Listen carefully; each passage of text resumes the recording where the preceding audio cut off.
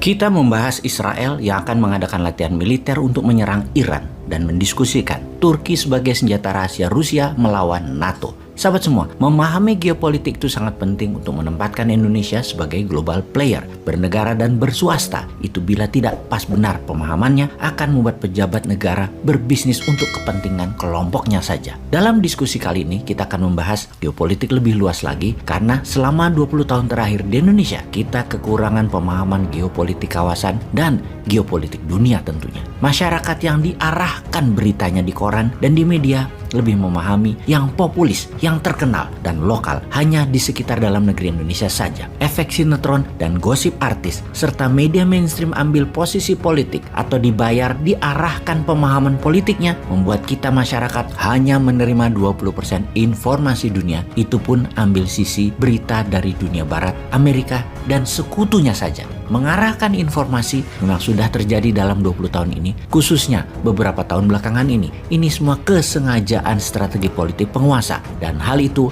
wajar. Misalnya, kita masuk sebentar ke dalam negeri. Tentang 2 tahun lagi kekuasaan akan pindah tangan. Maka pejabat saat ini, penguasa saat ini sudah mulai mengarahkan dukungannya ke Ganjar dan Erik sebagai pasangan 1 dan 2 di tahun 2024. Secara populis, Pak Ganjar cukup mumpuni. Secara finance, Erik cukup mumpuni. Dan hal ini penting untuk mengawal kesuksesan politik 8 tahun menjabat selama ini. Sekali lagi, hal ini baik dan wajar. Secara partai merah gerah walaupun mendukung ucapan ojo ke susu atau jangan buru-buru memberi dukungan. Namun dalam hati partai merah, jagoan gue Mbak Puan kok nggak didukung? Pastinya dalam hati partai merah ngerendeng, ngomel. Jadi walaupun partai merah mendukung secara kata-kata itu yesterday, kalau future ke depan partai merah dalam hatinya sudah punya jagoan, Mbak Puan. Kegiatan pejabat bersafari politik mendukung Ganjar Erik kemarin membuat ketidaknyamanan panjang ke depannya di partai merah. Di sisi merah ada juga sekarang yang akhirnya realistis, mending pasang Anies Puan daripada Prabowo Puan. Nah loh,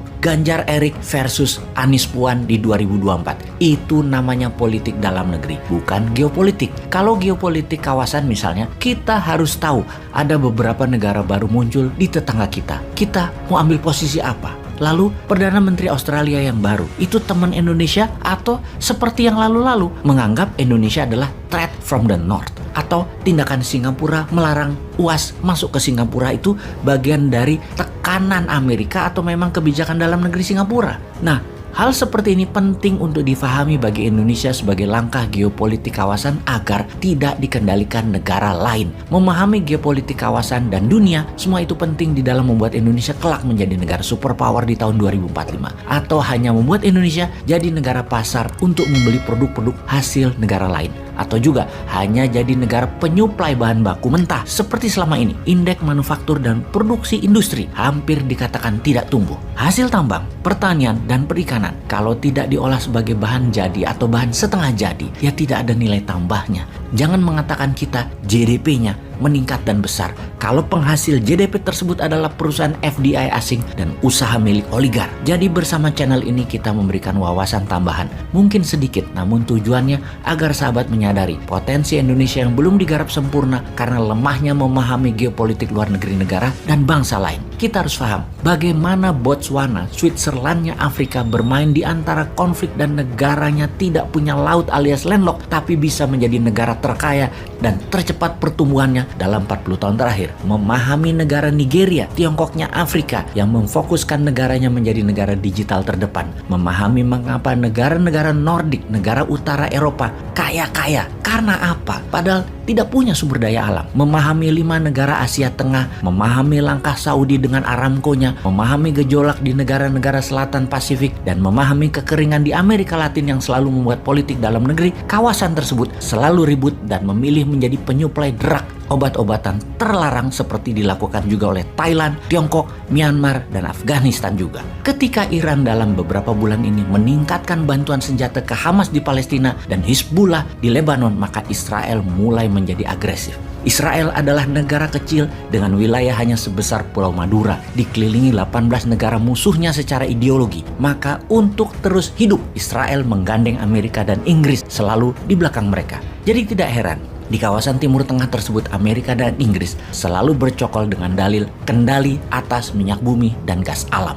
Memang secara dagang Amerika lah yang mengontrol 70% minyak bumi di dunia ini. Saudi, Irak, Kuwait, Qatar, Emirat misalnya adalah negara penghasil, namun menjualnya urusan Amerika, mendistribusikannya urusan Amerika, kapal tankernya urusan Amerika, tangki-tangkinya urusan Amerika, teknologinya urusan Amerika. Di luar Amerika, saat ini mungkin hanya Rusia yang memahami minyak dan gas secara teknologi dan secara distribusi. Rusia ada di Iran, Rusia ada di Turki, Rusia ada di Tiongkok, Rusia ada di negara Asia Timur seperti di Uzbekistan, Kyrgyzstan, Azerbaijan, dan lain sebagainya untuk minyak dan gas bumi sebagai perusahaan teknologi dan mitra usaha. Kembali ke Israel, negara kecil yang dikelilingi musuh tersebut, kalau ditanya siapa Israel enemy number one, maka pasti jawabannya adalah Iran. Secara teritori, Iran-Israel tidak ada perselisihan teritori, tidak ada perselisihan wilayah karena tidak menempel negaranya. Permusuhan Iran dan Israel adalah permusuhan ideologi. Keduanya sudah tahunan saling mengancam dan saling membunuh menggunakan operasi intelijen di banyak negara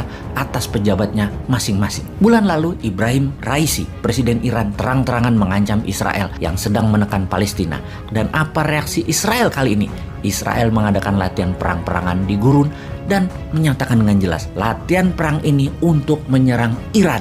Codename operasi Israel kali ini disebut Chariot of Fire, di mana latihan perang ini mirip dengan drill atau tindakan militer Rusia sebelum masuk Ukraina, terbesar dalam sejarah Israel karena seluruh tentaranya dan pasukan cadangan wajib militer warganya ikut simulasi perang kali ini. Apa sesungguhnya tujuan Israel? Satu, sebagai pembiasaan high level readiness, kesiapan perang level tingkat tinggi.